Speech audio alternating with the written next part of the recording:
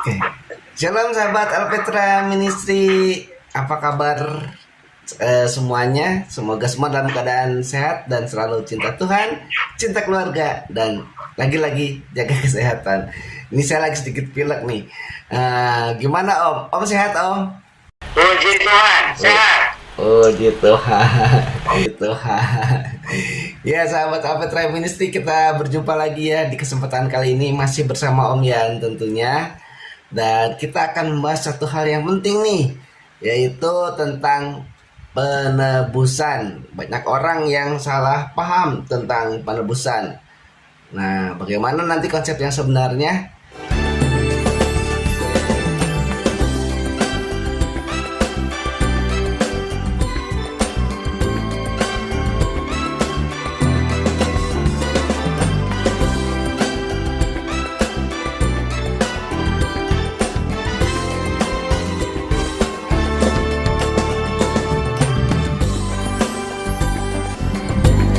Tuhan Yesus memberkati semua pemirsa Alpetra Ministry. Tuhan Yesus berkati sahabat Alpetra dimanapun kita berada. Shalom. Kita akan dengarkan dan ya Om, gimana nih Om? Sebetulnya konsep penebusan itu bagaimana sih Om? Jadi konsep penebusan itu diajarkan oleh Tuhan Allah sendiri sejak Adam dan Hawa jatuh ke dalam dosa. Iya. Jadi konsepnya itu Allah sendiri memberitahukan bahwa Adam dan Hawa ingin menghadap Allah sesudah jatuh di dalam dosa. Jadi penebusan dosanya itu penebusan dalam hal ini terutama penebusan dosa ya Om, karena upah dosa itu ialah maut. Jadi harus ditebus supaya tidak maut tapi beroleh hidup yang kekal, kira-kira gitu ya Om. Ya betul, dan Tuhan memberitahukan caranya, yaitu dengankan domba itu. Jadi waktu itu ada domba dikorbankan supaya Adam dan Hawa itu didapatkan hukuman mati. Itu Adam dan Hawa itu sadar bahwa upah dosa itu maut, ya harus ditebus dengan korban itu tadi. Dan itulah kemudian yang diajarkan oleh Adam dan Hawa kepada keturunannya, kepada Kain, Habil, dan semuanya anak-anak gitu. Begitu pada awal mulanya. Oh iya Om. Jadi awalnya itu sebagai tiba balik dari pengorbanan Allah buat manusia di perjanjian lama, manusia memberikan pengorbanan berupa domba atau mungkin hasil dari pertanian ya Om, perkebunan gitu. Lakukanlah apa yang orang tua sudah ajarkan begitu. Tetapi karena itu seringkali tidak mendengarkan firman dari orang tuanya, maka Kain itu semaunya dia sendiri. Kain itu membersihkan buah-buahan, sayur-sayuran gitu, dan tidak dengan yang seperti terpaksa ada. Tetapi Habel, karena dia memperhatikan apa yang dikatakan orang tuanya mengenai firman Tuhan itu, maka Habel memberi persembahan yang sesuai dengan kehendak Tuhan. Pak, itu pengorbanan itu sebagai persembahan sama nggak Om? Maksudnya dalam hal ini ya, pengorbanan apa, korban hewan atau tanaman atau apa gitu, itu gimana Om? Itu mendapat ampunan dosa dulu, baru sudah itu mempersembahkan yang lain-lainnya. Begitu. Ya Om. Nah, kalau dalam konsepnya di perjanjian baru itu pengorbanannya gimana Om? Apa Tuhan Yesus itu ya Om pengorbanan yang terbesar? Ya, jadi itu sesudah Tuhan Allah mengajarkan kepada Adam dan Hawa itu tentang binatang yang harus dikorbankan untuk pengampunan dosa. Kemudian Tuhan Allah meneguhkan lagi dengan cara menjadi hukum bagi bangsa Israel. Kita mengakui kita seorang berdosa, maka kita mempercayai pengorbanan Yesus di kayu salib itu berdoa. Begitu. Kalau sudah kita lakukan beriman kepada Tuhan Yesus Kristus sebagai juru selamat penebus dosa, tentu saja kita boleh mempersembahkan yang lain-lain, terutama mempersembahkan hidup kita. Ya, dan sesudah itu tentu mempersembahkan harta benda kita untuk pekerjaan untuk kepentingan Tuhan. Begitu. Jadi persembahan yang kudus ya, Om. Persembahan yang kudus katanya. Ya, jadi persembahan dasarnya itu kepada Tuhan Yesus Kristus. Iya. Tapi dengan iman kepada Tuhan Yesus Kristus kita bisa mempersembahkan hidup kita seluruhnya. Lalu baru yang lain-lainnya, begitu. Iya. Nah, lalu dengan persembahan persembahan itu kan kalau di Perjanjian Lama misalnya dengan binatang, dengan hasil tani gitu, hasil kebun. Di Perjanjian Baru itu juga ada yang memberikan persembahan itu sebagai penebusan juga nggak, Om? Misalnya ngasih uang atau ngasih apa gitu. Itu, nah persembahan itu macam-macam. Bisa dengan uang, bisa dengan bumi, bisa pekerjaan, bisa dengan waktu kita, ya, apapun yang Tuhan berikan kepada kita yang mempersembahkan kepada Tuhan itu dengan iman dan dengan ucapan syukur, gitu. Oke. Nah ini Om, ditebus dari dosa untuk keselamatan, kan tidak agar kita tidak beroleh maut tapi hidup yang kekal. Bagaimana orang-orang yang menyia-nyiakan penebusan itu, Om? Nah, jadi dari keturunan Adam yang langsung itu ya, Kain dan Habil itu sudah ditetapkan bahwa manusia yang ada Tuhan Allah yang hidup memang harus ada korban penebusan. Tetapi kalau ada korban penebusan, saya boleh persembahan yang lain-lain. Ada orang berpikiran seperti ini, Om. Kan Tuhan Yesus sudah menebus dosa saya, ya udah, berarti Tuhan itu mengiyakan kalau saya berbuat dosa boleh dong. Kan udah ditebus katanya gitu. Ini kan konsep yang konyol ya, Om ya. Ya. Itu bukan saja konsep yang konyol, tapi juga itu manusia-manusia yang kurang ajar terhadap Tuhan. Jadi Tuhan sudah menyediakan korban dari yang tidak ada dosanya, dan pengorbanan Yesus itu begitu luar biasanya karena dia tidak ada dosa tapi mau memikul dosa umat manusia. Lalu balasan kita apa?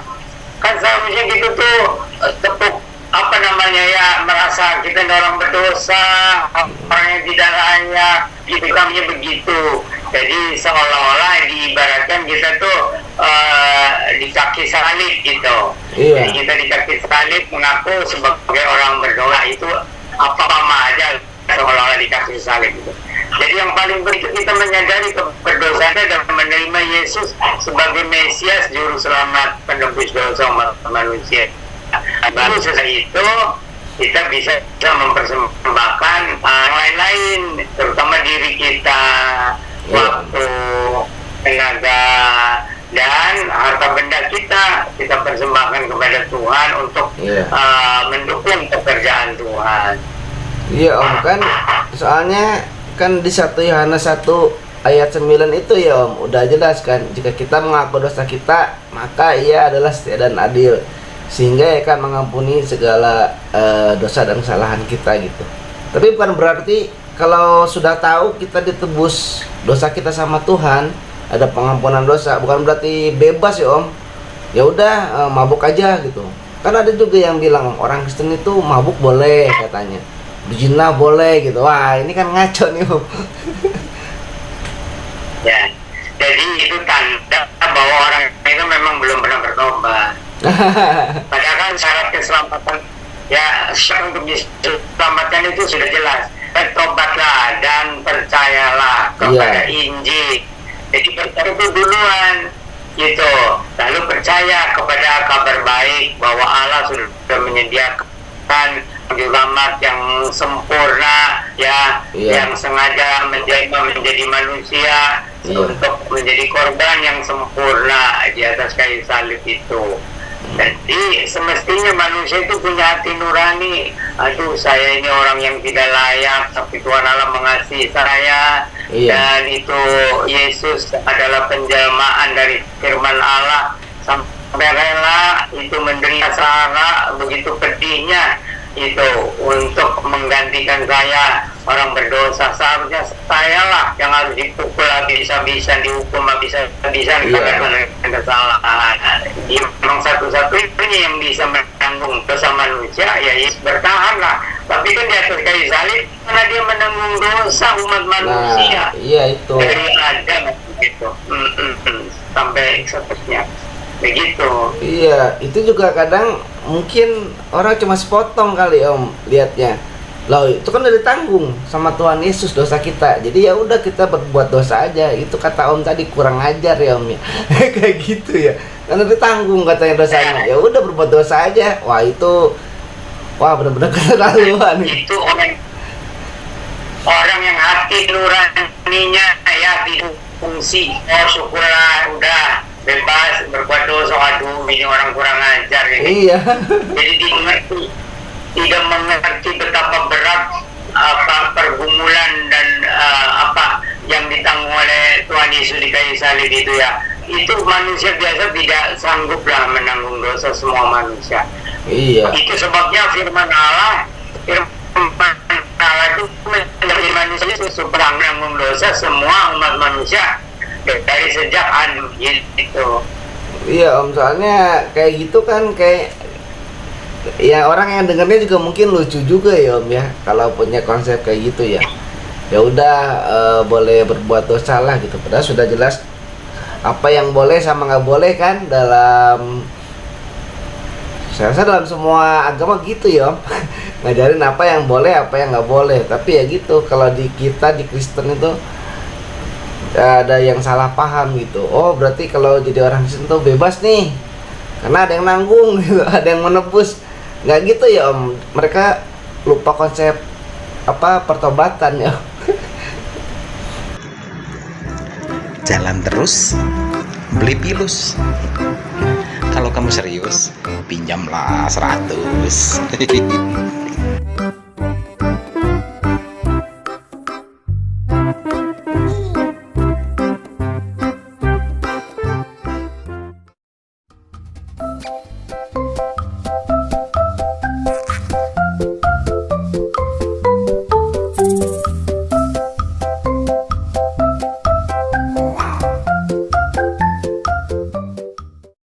Nuraninya itu seperti dia tidak berfungsi, hati nuraninya itu. Padahal hati nurani itu sebenarnya bagian dari manusia satu, supaya kita itu ada sensitivitas terhadap dosa gitu, bahwa kita ini tidak layak hadapan Allah karena ada dosa. Lalu kita jadi carilah penebusan, pengampunan dan sebagainya. Iya Om, kalau kayak gitu kan jadi saya kalau itu mikir kayak gitu, waduh berarti Tuhan Yesusnya dicambuk lagi, dipakul lagi, ditusuk lagi pakai tombak terus aja kayak gitu. Wah itu berarti iblis itulah kayak gitu. Iblis kan sukanya gitu, maunya begitu kan. Tapi kan nggak bisa kalah lah Tuhan dengan digituin juga. Jadi itu ada istilahnya Pak. Iya. Istilahnya itu katanya kita jangan menyalibkan Yesus untuk kedua kali. Oh iya. Itu istilahnya. Iya Om. Iya. Gimana ya Om? Sebaiknya untuk kita Om sebagai orang-orang Kristen memaknai penebusan ini dalam kehidupan sehari-hari. Jadi orang Kristen yang sudah memahami pengorbanan Tuhan Yesus salib, lalu bertobat, ya, lalu menyerahkan diri Tuhan Yesus melakukan baru keselamatan yang kekal itu, ya kita harus menghargai pengorbanan Tuhan Yesus itu dan berusaha untuk membalas kasih Allah di dalam Yesus Kristus itu dengan cara yang mentaati dan selalu bersyukur di dalam suka dan duka, dan kita dengan sekuat tenaga ingin melakukan kehendak Allah. Begitu. Kalau dari 1 Yohanes 1 ayat 7 sampai 10 terutama ya, dan ayat 9 tadi yang saya itu kan. Nah, itu jadi gimana tuh Om? Sebetulnya kan katanya kalau kita nggak ngakui bahwa kita berdosa itu berarti kita berbohong kan. Gitu. Jadi konsep penebusannya hilang gitu ya Om. Jadi kita itu kan punya hati nurani. Jadi sesudah kita melihat pengorbanan Tuhan Yesus kayu salib, kita percaya, kita mengalami keselamatan lahir baru. Nah sesudah itu maka hati nurani kita itu harus lebih sensitif lagi terhadap dosa, juga terhadap kasih Allah luar biasa, dan kita juga menjadi orang yang rendah hati karena kita yang tidak layak ini diselamatkan oleh pengorbanan Tuhan Yesus Kristus. Jadi makanya di 1 Yohanes pasal 1 ayat 7 sampai 9 itu ya. Jadi mulai dengan kesadaran akan dosa kita.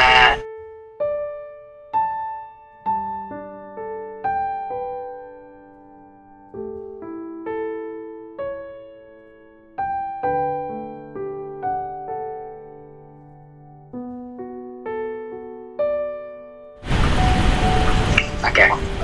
Jadi Tuhan Allah yang hidup dan Maha Kudus itu sudah mengajarkan kepada manusia mulai dari Adam dan Hawa bagaimana caranya menghadap Tuhan Allah yang Maha Kudus itu.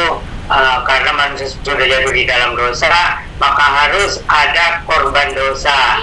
Jadi kalau dalam perjanjian lama itu korban dosanya yang berupa binatang dikorbankan, dan itu terus. Bahkan kalau zaman Musa itu tidak ada korban binatang, tidak ada pengampunan dosa. Jadi hanya agama, jadi secara kebiasaan ritual.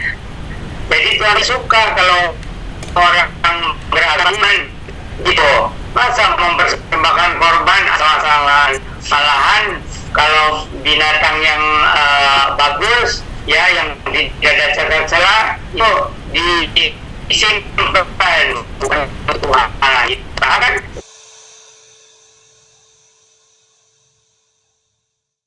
kemunafikan begitu. Ini orang biasa diberikan, dan satu hal bahwa kita sudah disediakan ya juru selamat penebus dosa yang sudah rela itu berkorban darahnya, jiwanya di kayu salib.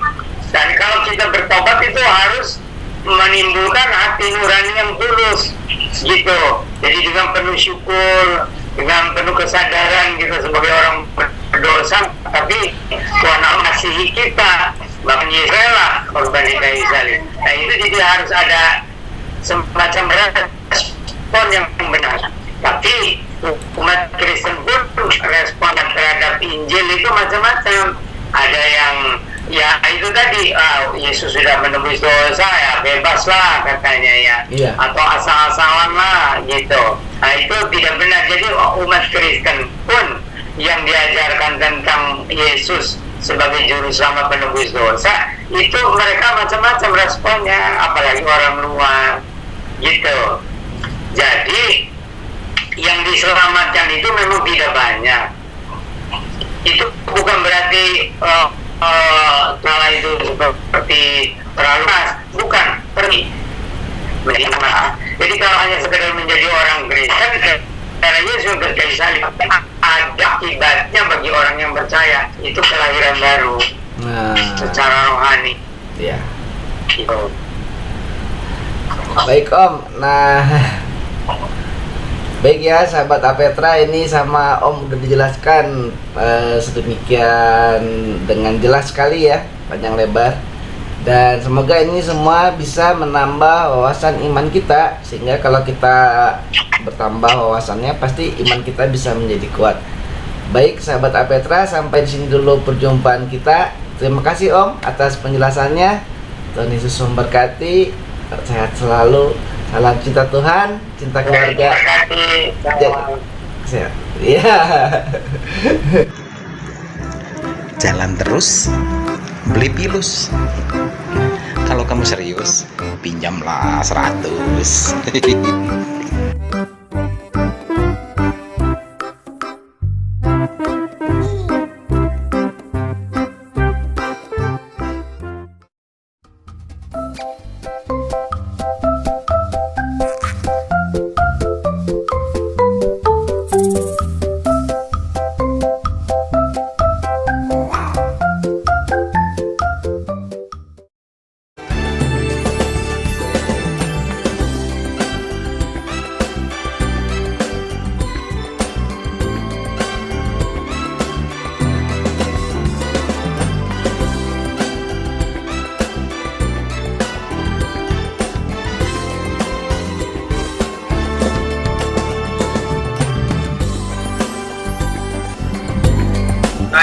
mendengarkan semua pemirsa Ampetra Ministry. Tuhan Yesus berkati sahabat Ampetra dimanapun kita berada. Shalom.